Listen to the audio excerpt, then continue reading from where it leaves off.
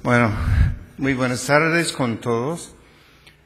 Prefiero inglés, so I'm going to speak in English just at least to keep the interpreters on their toes.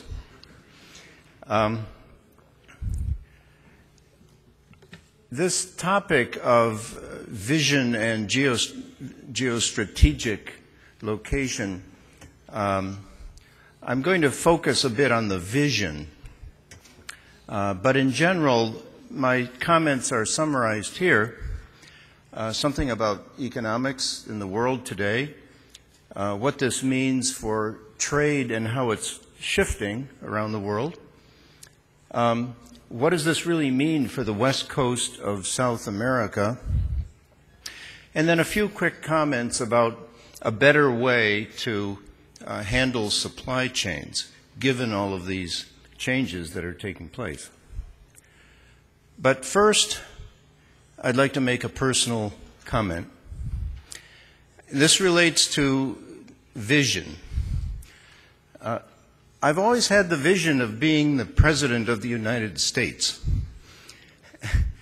And recently, because we're having an election coming up, I decided to look carefully at my competition for the presidency, and I have officially decided not to run. And I came to this decision for several reasons. First, I've only been married twice. Secondly, I still have not published any illicit photographs on the internet. And I don't have a girlfriend in Buenos Aires.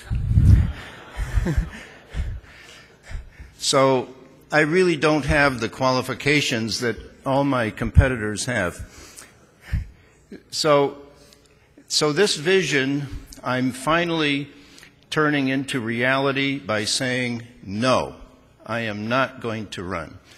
Because I think, as we all know, a vision without action is just a hallucination. Okay, so keep that in mind. And let's go from the ridiculous to the sublime, which means going into economics. This is a picture of world trade, world GDP, some history, and a projection into the future. And here you have what I like to call the nightmare. This is this horrible period that we all lived through. It was bad for many industries, and not so bad for others.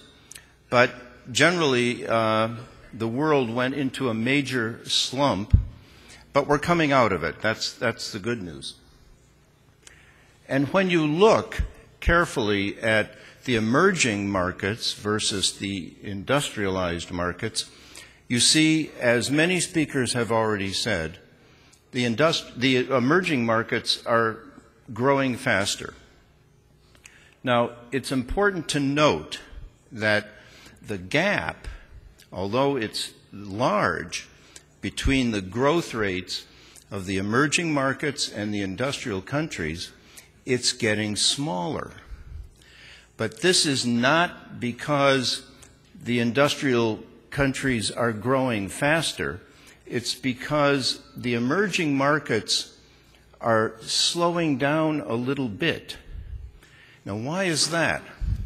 Well, many people have touched on this subject. It's because they're already at capacity. They're producing as much as they can. They have growing domestic markets, and they have growing international trade. And this boils down to ports. Some of this growth, which is now slowing down, can be attributed to insufficient port capacity, which I think we will all agree is certainly a problem in Latin America in particular. Now, when you break the world down into different parts, it's never a smooth picture. And here you see a couple of different things happening. On the far right, you see the growth engines. Many people call the future as the Asian future. And this supports it in many ways, that the economic growth in Asia will be faster than certainly the rest of the world, and faster than many other developing countries. The so-called other Americas, which is everything south of Mexico, are also, though, showing very, very strong growth, and the expectation is this growth will continue in the short term. And I point this out because Europe I have often called as the world's largest museum. It's a large market, and trade will certainly continue into and out of Europe, but economic growth will be very, very slow. It's an aging population, it's very expensive, and with other things going on like Greece, maybe Spain, with all due respect to our moderator, there are many, many financial difficulties that have to be overcome in Europe. So looking closer now to Latin America and to the economic projections, we see quite a different group of countries here. In the far right, we see 3 countries that actually never experienced negative growth during the nightmare. In other words, in 2009, there was still positive economic growth. In the case of Colombia, it was small, but still positive. Now, over here, I put together these 2 countries, partly because they did experience negative economic growth in 2009, but for another reason. I was recently listening to the radio in the United States, and this is during the whole problem with Libya in the Middle East. And the commentator said, there is no country in the world that has offered sanctuary for Muammar Gaddafi.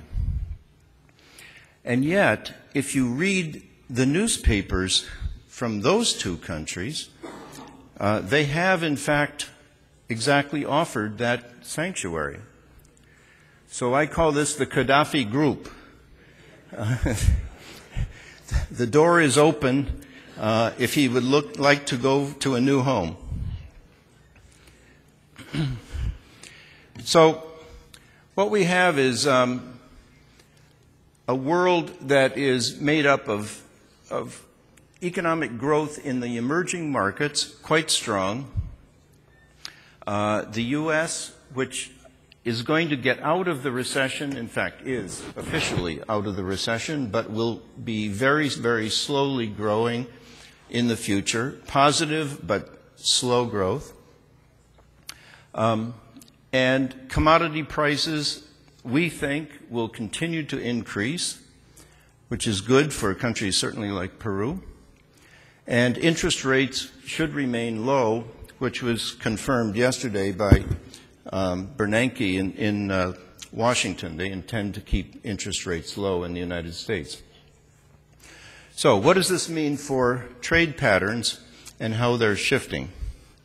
Well, here is a picture of the growth rate the level of world TEUs. And you can see during the nightmare, world TEUs fell, and then they came back. So by 2010, we were back to where we were in 2008. So in other words, 2009 was pretty bad. And here you see the growth rates going ahead, averaging about 6.5%. This is consistent with the economic growth rate worldwide of 4 to 4.5%.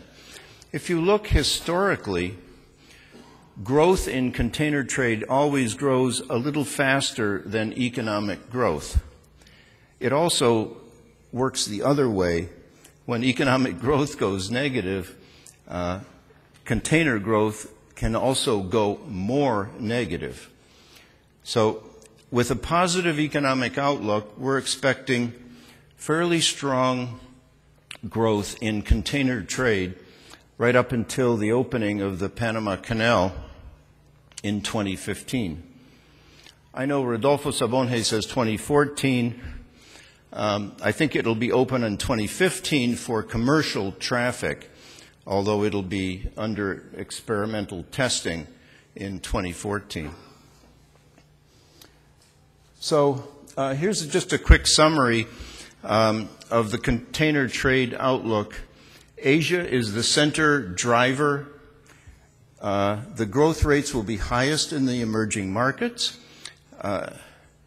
Europe will still, even though it's a museum, it will still be importing and exporting a great deal. And the question then becomes, how can we move ahead in the port sector as the world is shifting and growth is now positive? So I want to just mention a quick point here about